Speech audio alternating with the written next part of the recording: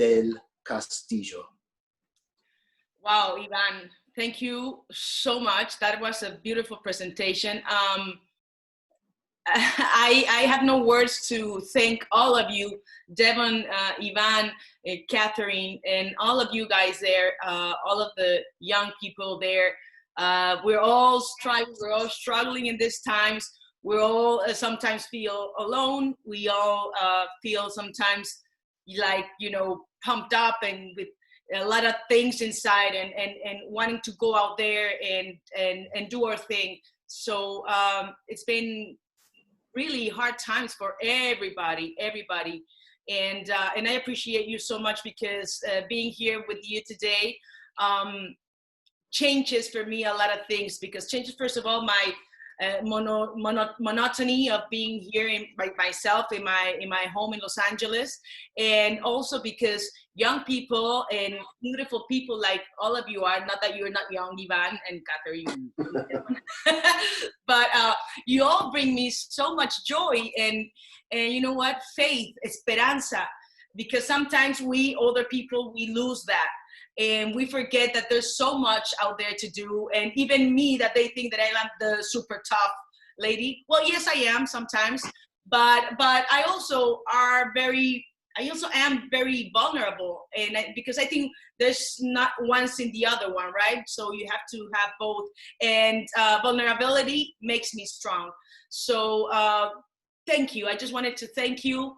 It's an honor to be here with you. So, Kate, will you tell us about yourself briefly, and then, or we can open it up to questions. But your life has been this magnificent trajectory, a mixture of high discipline and the development of an art and risk-taking. You're a businesswoman, you're an actor, an activist. Tell us about what life has been like for you briefly during the pandemic, and then what was life for you when you were around the age of 12, 13, and then we'll open it up to questions. Well, even now in the pandemic, I've been here in the United States, in Los Angeles for almost 20 years. I came here in 2001. I was running from the press in my country because I was getting a divorce. It was very embarrassing because it was already hurtful, it was painful for me, but it was public records. And the reason of the divorce was because it was a violent domestic violence abuse. So it was very embarrassing because I already had a big name and everything. So everybody saw me like this strong and famous woman, like nothing can happen to you. I don't know why, but that's the way sometimes they see it. And the press was all over us. And so I decided to come here. I always wanted to come here because I was a little bored to be doing telenovelas. Not that I don't like them. I learned a lot, but I started leading very soon, to be honest. And I didn't have the chance to do or to play different roles. So I was always the good one, the virginal, all this. So I was a little bit bored, and I was like, okay, I want to go to the United States so nobody knows who I am, and they can give me the opportunities that I want. And it's always sad when you have to get out of your country, start from scratch, definitely, because you didn't find the opportunities in your own country, which, by the way, I totally love my country. And that's what makes it a little bit more sad, because I wish I had those opportunities there. But the good thing about being here is that they opened the doors for me in every single way. And I started working in very small movies and little parts here and there. But it was hard because I was by myself. I was divorced. I started to think about myself and about how and who was I. I always lived with my parents because I'm a Mexican. So I lived with my parents, and then I married, and then I came here. And it was the first time that I found myself alone, So it was like, oh my God, what do I do with so much freedom? And it was scary for me because I always had someone to look out for me and to whatever. But also it was enlightening to know who really I was, and that changed everything for me. I understood that I didn't like to go, I don't know, I don't know, to a concert. I didn't like to this and that. And I always did things I didn't want to, I don't know, have for breakfast eggs. And I always did whatever my parents or my husbands wanted. So I started to figure out who I was, and I'm still trying to figure it out. But it's been a beautiful journey, and it's been hard. It's been hard to be a woman. It's been hard to be a Latina in this country as an actress, because stereotypes are really, really hard, and they objectify you and they sexualize you, and it's hard for one, because first I want to work, I need to work, I need to pay this house, right? And on the other hand, it's my craft, and it's all I know how to do. So I really want to work. So when you're here and you start to get the jobs here and there, you want to do everything, and it was hard for me to refrain from doing certain roles because I needed the money. And but life is good. I cannot complain, and I've never stopped working in Spanish, because that's my thing, because I love it, and for me that's the real crossover. La Reina del Sur is exactly what it did, because we were #1 regardless of language here in the United States. We were beating in prime time, CBS, NBC, all of those big American networks. So for me, it was like, wow, that's a great, crossover, because it's still in my language and talking about my country. Same thing happened with the way she spoke. It was in English. It was in New York off Broadway, but it was talking about my country. So for me, those things have made me so happy, and and leaving my country, leaving my parents and everything, it's been worth it. It's been worth it, because I'm still very close to them. And every time that I can, I go to Mexico now that I can. Before, I couldn't go back to Mexico, but now I do.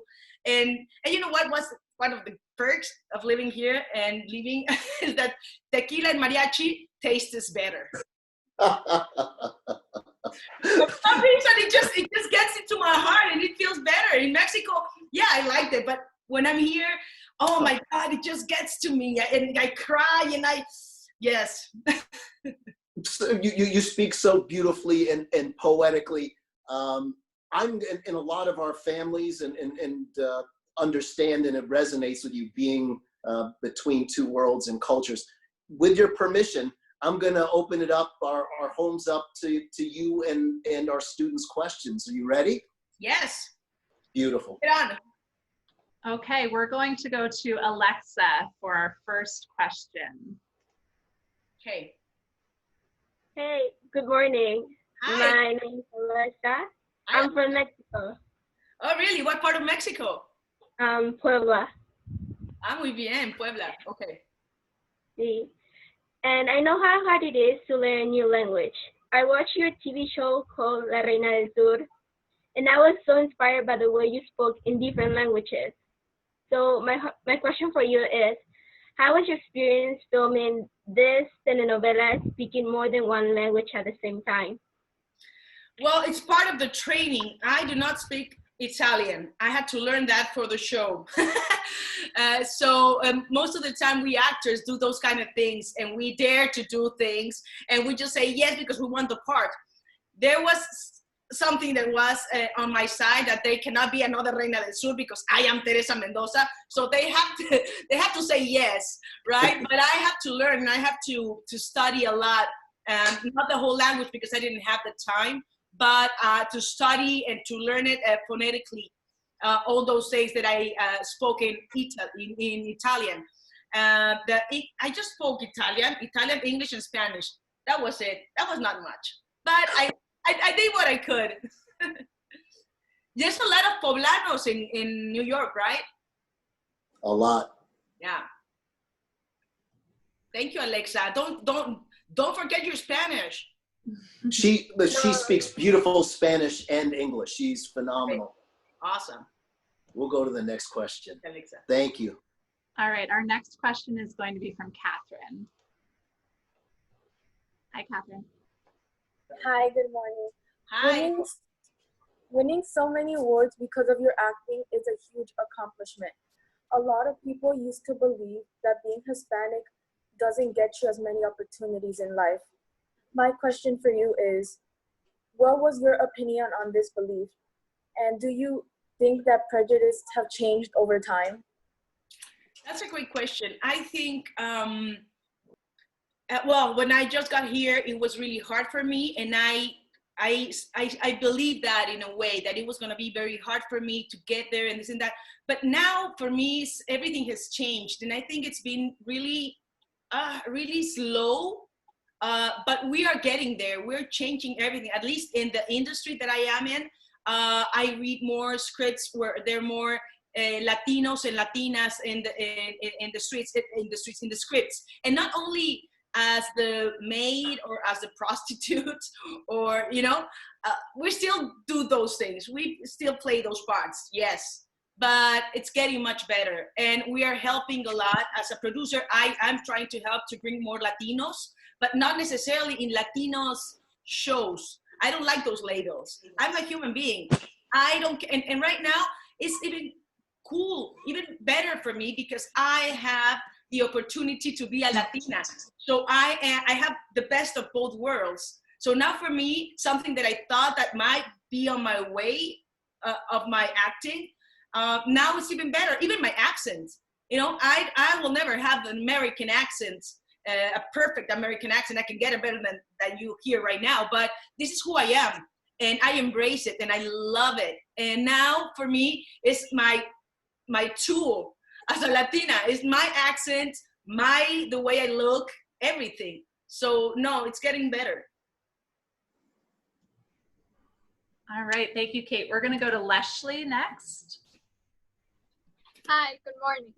Hi. You have been in a lot of English and Spanish movies and shows and have portrayed different types of characters with different personalities.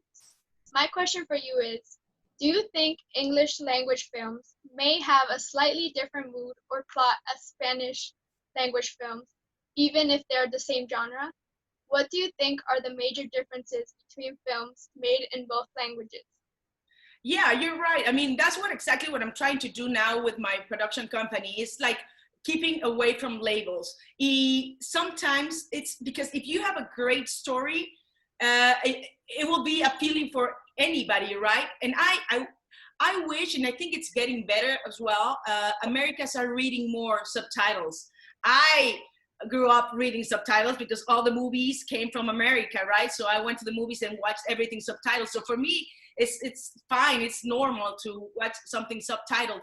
But in a way, when I see shows or movies or whatever in my language, I don't know, probably because that's my lengua materna, I feel closer. I feel, and it doesn't have to be this, that I hate, I'm sorry, but I hate that always they put us like the drug addicts or the drug lords or the maids or prostitutes, as I said already, or with these dark stories. We have so much more than that, and that's what I'm pushing for as a producer. We have so much more to say and so much more stories and beautiful and enlightening stories full of light. And I think we need more of those. But I always feel closer to Spanish. I think Spanish is a very beautiful, beautiful language. We agree for sure. Okay, Melissa Castro is going to ask our next question. Hi, good morning. Good morning. In your interview of The Way She Spoke, you and Isaac Gomez talked about women disappearing and violence against women. So my question for you is, how do you think we could change the injustice that women face? Oh my God, I wish I had the answer. All I can say is that it's getting also better because now we know we're not alone. When I first came out, because of my first marriage, there was domestic violence. It was very hard, not only because I was already, a celebrity or whatever, but because there were not a lot of women who came out and say so we always think that we're alone. And now with the Me Too movement, with all these movements, we know we're not alone. And women should know that you are not alone. We are there for you. You're not the only one, unfortunately. And we need to speak out. This is the time to speak out. We cannot, I think the most dangerous thing right now is to be silent. I think if this is the moment to go out and say whatever we need, and it's the time to stop. And we're getting there. We're getting there. I mean, listen. There's also, hot. How do you call these hot lines where you call and you get help if you find yourself alone or something. But the thing is that you're never alone, because again, unfortunately, you're not the only one. And you know how we can help too? Not only speaking out and giving our our help to any woman that needs it, or man by all means. We need to raise our kids in a beautiful home, in a beautiful, loving home. We need to, because we, as Mexicans, as Latinos, we have this machista culture, and it's in our veins. It really is not only you or me or your mom or my dad. We all have that. So we need to know, and we need to be alert. Like I do when I read parts, it's like, okay, don't sexualize her, don't this and don't that. And it's hard to get there. It's a fine line, but we need to start from home. Everything I learned, most of it was because of my parents, but they gave me the example. They don't only just told me what was right and what was wrong, but I watched them doing it. So if you as a father, as a parent, don't give this example of way of living, then who, Thank you. Yeah, that's such a great point. We're going to go to Yuritsi for our next question. Hi, good morning. I grew up in a Spanish-speaking household, and my mother has watched some of the shows you were in, and I wanted to ask her question. ¿Cuál fue tu motivación para cumplir tus sueños y metas? Oh my God, I love your room, by the way. What was my motivation? Oh my God, so many there. Mi motivación fue el amor, the love that I have for my career, because as I said a little bit before, probably we were in the green room, my father is a huge actor in Mexico, so all I know is acting since I remember. So if my dad didn't have a movie, back then were movies, and well, we didn't eat. My mom would go and sell out those little Coca-Cola, Mexican Coca-Cola bottles, and she would literally sew our clothing. So it was hard. It was hard, and that motivated me because he never gave up. He never started selling, I don't know, quesadillas or whatever. He was so focused on his career, and because that was his passion. And he never quit on himself, and he never quit on acting. And listen, here I am, and he did great. And then she had a daughter who wanted to be an actress. And I remember my dad saying, no, I don't want you to be an actress. And I'm like, why? Because it's hard, because you have to be strong in your entire life. And because actors, we live out of rejection. And he didn't want me to go through that. And he was right. I mean, it's not been easy, but my motivation was the love and the passion that I have for my career. Our next question comes from Zoshiket Sali. Hi. Hi, good morning. You have worked many different projects, including programs from Telemundo and Netflix. So my question for you is, what is the difference between working for Netflix and Telemundo? Well, now because they give more money, we could do La Reina del Sur like this big. And before we didn't have that much money. So the first season was, production-wise, was a little bit, smaller. And this second one, because Netflix is they are co-producing with Telemundo, we could do a lot better. We could go to all these amazing countries like Russia, Romania, Italy, Spain, Colombia, United States, Mexico. So incluso Belize, we were in Belize. So the thing is that, for example, I did another show for Netflix that was exclusively for Netflix, an original Netflix called Ingobernable, ungovernable in English, and it was only for them. So it was, the difference was that it was we were waiting, and then once they release it, it's the whole package, the whole whatever 13 episodes or whatever it was, I don't remember. So that's kind of cool because you can binge watch. And with La Reina, the good thing about La Reina with Telemundo is that it goes out as if it was a telenovela. So it comes out from Monday to Friday. So yeah, you have to wait, but only one day, which is cool. But you don't have to wait a year for another season, you know? So it's kind of different now, the way we watch television because of Netflix. But it's cool, both of them. I love them. I think we've all been doing a fair share of binge watching lately. Yeah, right? I have nothing else to watch. I think I've watched everything. Exactly. There's always something good out there.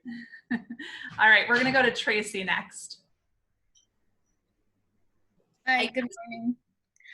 So my family and I are big fans of you and your father's work, and you mentioned how he didn't want you to become an actor at first. So now that you are, what is some advice that he has given you that resonates with you, and why? Wow, yeah. Well, first of all, he thought that I was just wanted to be famous, you know, and I love that he didn't push me to be an actress, and I did everything I did on my own. And but now I think we both give each other advice. My father has never tried to impose, and I will always be grateful with him for that, because he didn't impose, but everything that I know about acting and about being a professional and about ethics and everything is because of my dad, but because I saw him do it. I saw him, he was always on time. He always knew his lines, and same thing, I heard that, and he told me, listen, nobody cares about what happens in your real life. All that people care for is what happens in the cuadrito, you know, the little, well, he didn't do this, but he did it in this way, very small. It's a perfect square, which means the screen, right? So nobody cares if you broke up with your boyfriend, if you had a fight with your mom, nobody cares. So just listen to the director, because even if he's not talking to you, you will know exactly what he thinks, and it will make you better. So things like that. Our next question comes from Troy. Hi, Troy. During this crazy pandemic, what have you been doing to keep yourself productive? Oh my God, Troy. Well, first of all, I have to clean the whole house. So that's a pain, because it takes me forever. It takes me the whole day. I wish I would have listened to my mom back then in Mexico. Mijita, aprende a hacer todo. You know, because you will never know when you're gonna need it. And in Mexico, you know, we have services all the time. Here, it's only us. But oh my God, I have a beautiful cleaning lady that I love, but now she's not here, you know, because of the pandemic. So she's still being paid and everything, but I miss her so much. And then I have to work. I'm now amazing with Zoom. Well, that's what I think. At least I can get it done like right now. That's all I know how to do. But I move my lights. I'm doing my hair and makeup, which I never did before. And I'm starting to cook, not much, but a little bit. And then you know what, Troy? The day goes so fast for me, and then I'm exhausted of Zooming. Zooming is exhausting. God. It is, but we're glad that you're with us today. Thank you. Of course. Our next question is from Jocelyn. Hi, Jocelyn. Hi, good morning. I know you moved from Mexico to America. So my question for you is, what was that transition like for you? What was the most difficult thing for you to learn? Wow, well, the language I knew already, but it was hard for me to blend in and to start getting me auditions, to start learning another system. In Mexico, we didn't have back then managers or agents or anything like that. You will go out and seek your own job, or they will call you directly. So for me to starting to get to know how to get a job, because I needed a job, was really hard. And also because I found myself completely alone here. I didn't know anybody here. And I was always living with my parents and then with my husband. So it was a hard time for me to realize who I was and what I really liked and what kind of person I was. And loneliness in that way, or being alone, it's not loneliness, it's just, you know, and I decided, and I live alone, and I'm very happy for my decision. But only with your solitude, you can understand who you really are and live the life you and only you want to live.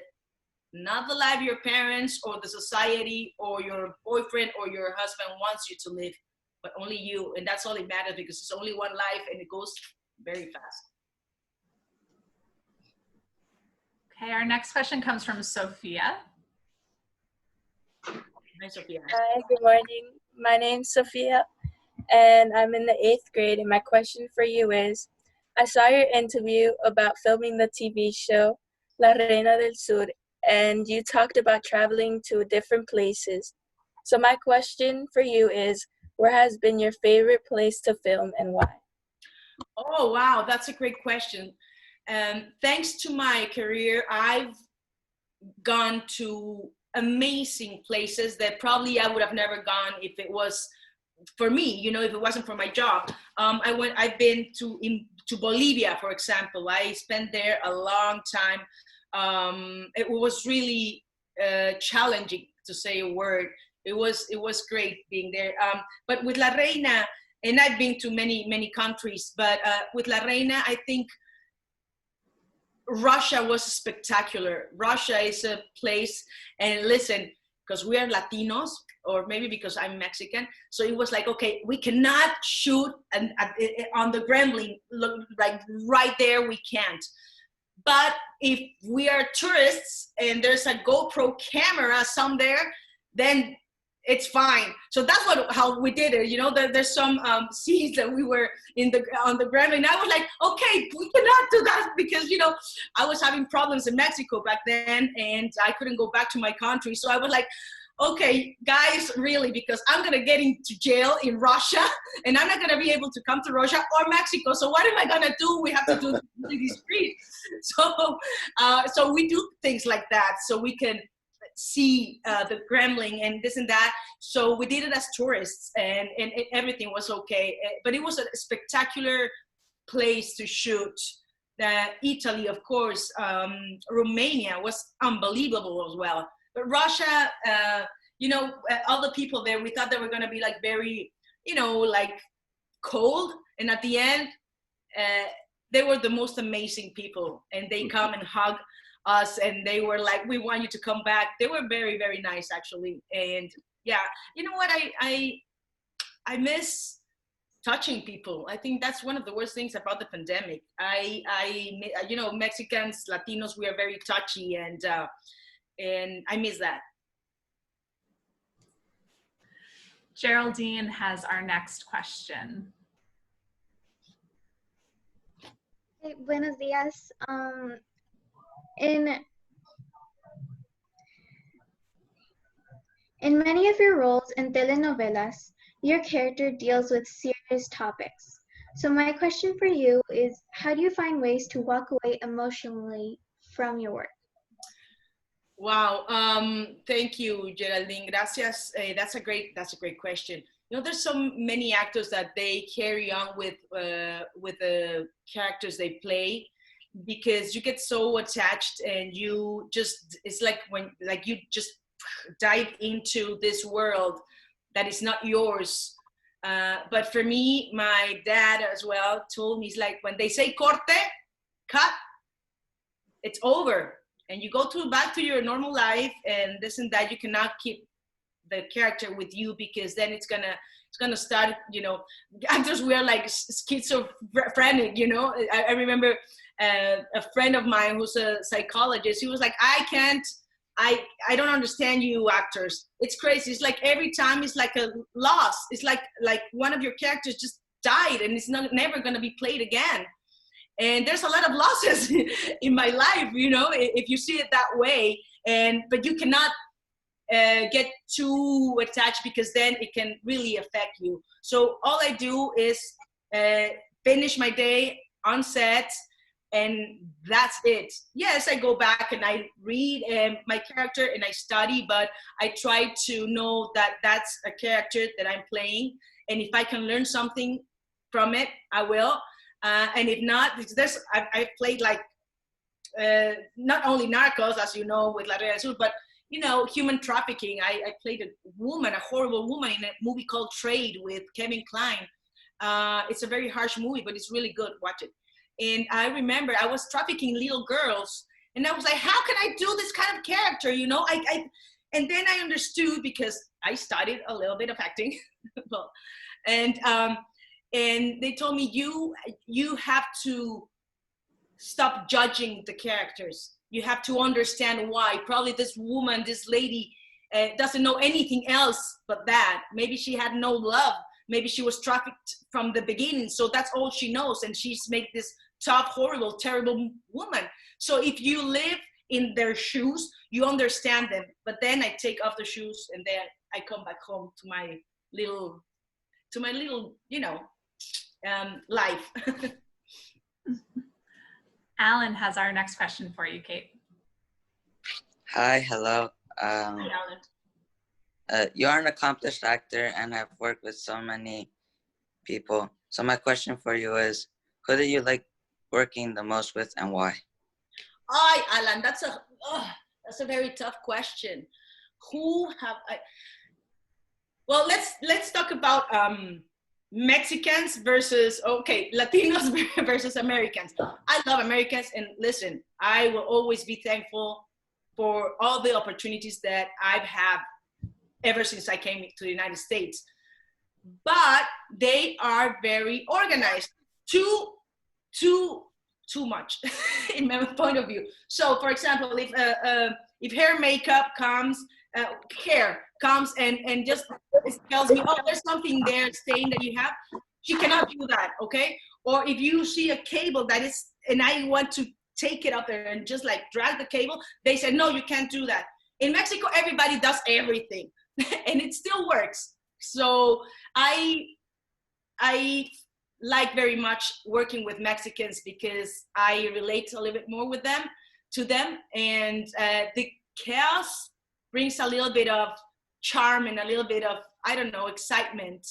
And between actors, I love working with amazing, huge, well-known actors, because instead of feeling like I am not that good or that I am less than them, on the other hand, I just like level up, and I learn a lot.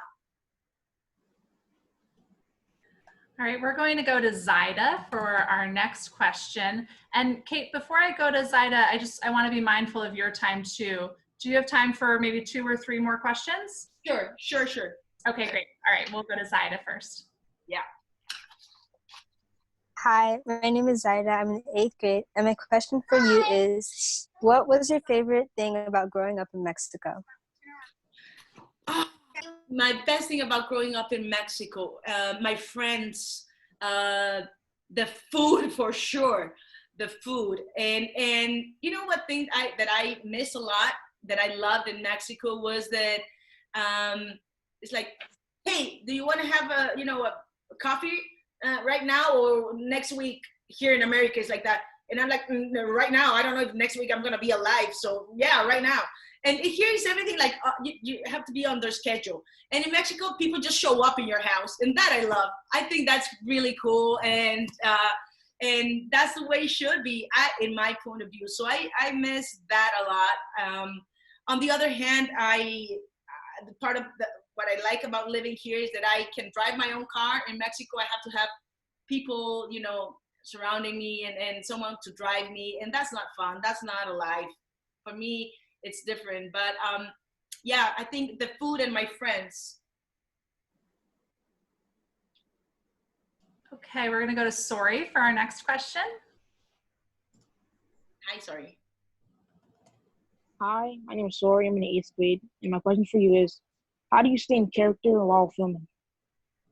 How do I stay in character? What? Sorry? How do you stay in character while filming?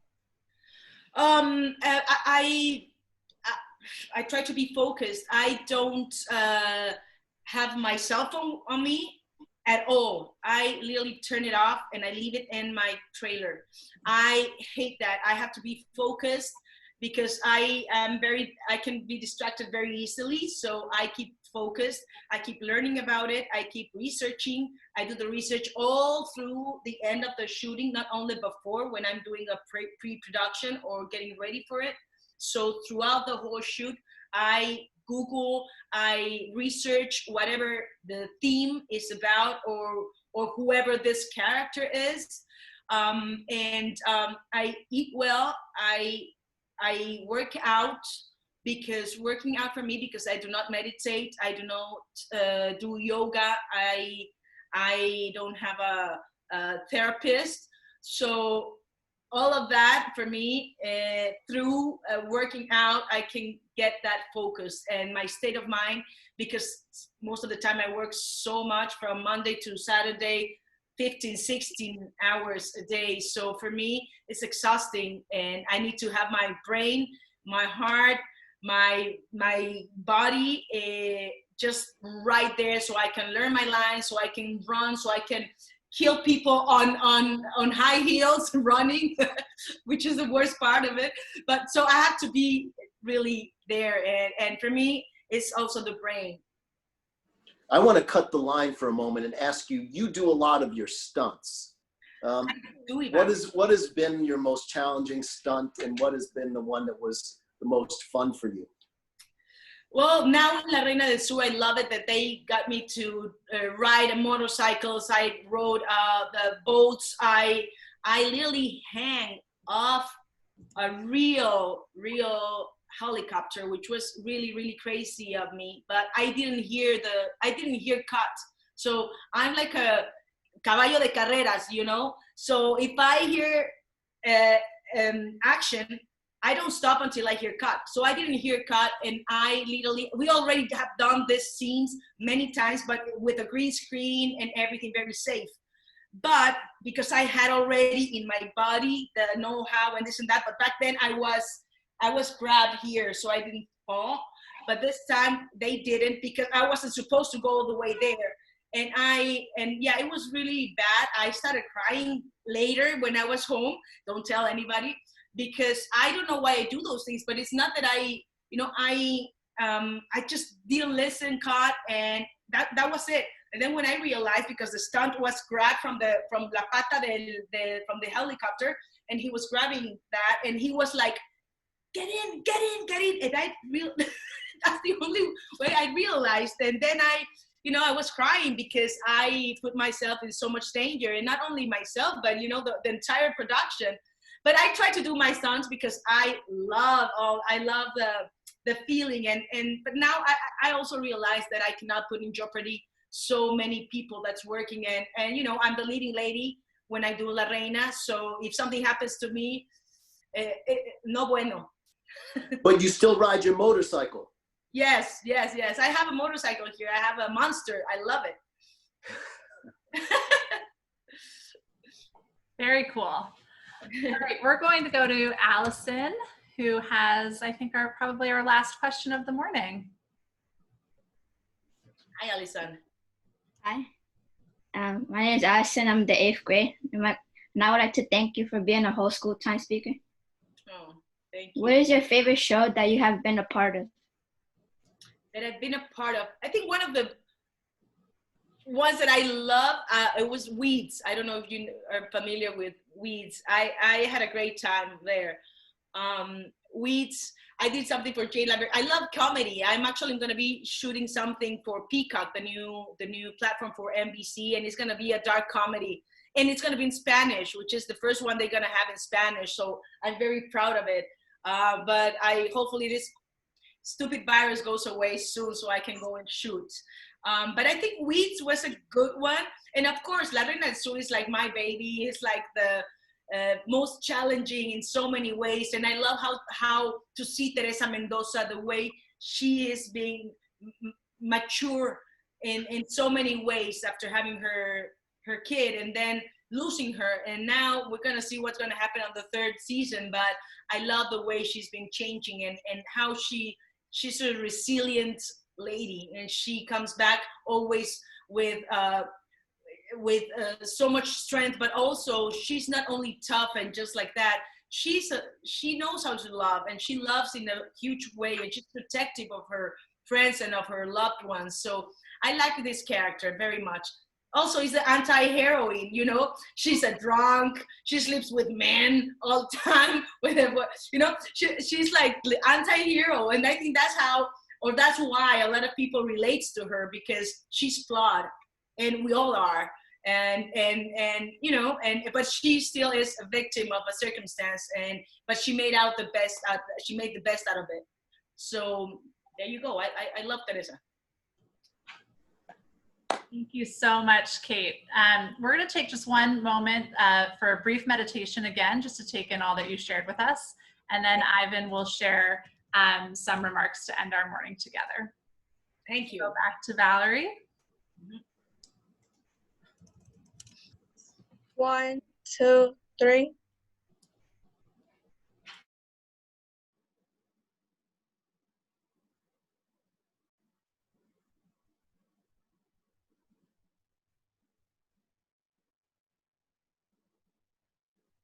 One, two, three. Well, what a spectacular day, and what a gift you are to the big screen, the small screen, and for all of us here in Spanish Harlem. We could have listened to you for hours. You're a wonderful artist and also a wonderful humanitarian. We didn't get to really touch so much on your advocacy for animal rights and human trafficking. What a wonderful, wonderful example of a life that all of us should follow. You've developed a craft to the highest level. You've done it in 2 languages, and you're also engaged in the life of the larger world, and you don't shy away from struggle and suffering, and in the process, you've sharpened yourself into being this wonderful, wonderful spirit and a light to our school this morning and for many, many days to come. I hope you understand that you are a part of our school forever. I hope when the pandemic ends that you'll come and visit us and we'll give you a tour. But what a wonderful gift you've been to us this morning and to the entire world with your work and with your advocacy for a more compassionate world. I'm so grateful again for Devin for magically bringing you here, Kate del Castillo, Negrete Trillo. Do you have any final words for us? Oh my God, you're phenomenal. Thank you so much. I was wishing you would invite me when the pandemic is over, because I really would love to be there and be able to hug all these beautiful people and hug you personally, and especially because you've done so amazing. And then sometimes you see your own self and you see, oh my God, I wish I've done so much as you have done. But we all do our thing wherever we can and in our own little way. And I think that's enough. And the final words for me is the best advice that I've received is like, we are enough. I am enough.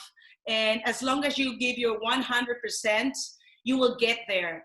And if your 100% is not good enough for somebody else, well, you know what? Whatever it is, your 100%, and it's all you have, and just give it and work hard for that, and never give up. You guys are so young, and you have a beautiful, beautiful life in front of you. So take advantage of that and have fun. Have fun. That's all I can say. And love each other. Take care of each other. Take care of the oldest. People surrounding you, and just give love.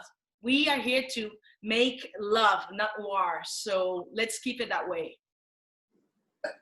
Thank you so much. We'll remember what you said, and we'll remember how you said it, and most important, will remember how you made us feel. Thank you. Thank you so much, Kate del Castillo. Have a beautiful, beautiful day, and we hope to see you soon. Thank you so much. You made my day. Thank you so much. Take care, everyone. Bye-bye. Thank you.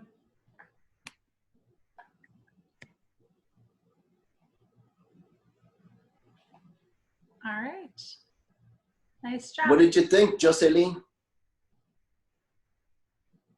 I thought she was really funny, and I thought that she spoke beautifully, and my mom came around just to see her. So I thought it was cool. And what did your mom think? She was very impressed. Yeah, me too.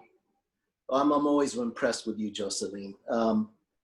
Yeah, no, she's really, she doesn't put on any airs. She speaks so cleanly and beautifully, and the alumni who were with me in the green room immediately, and Devin was there too. I mean, she just put us all at ease, and Ms. Duncan got it. And then you got her energy.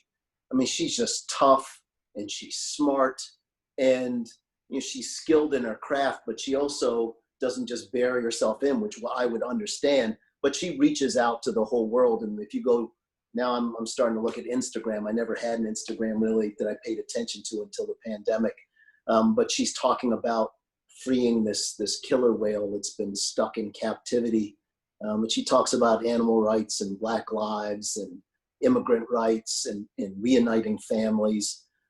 She is just a really powerful and important person. And the world is really magical, as I said before, and she talked about a little.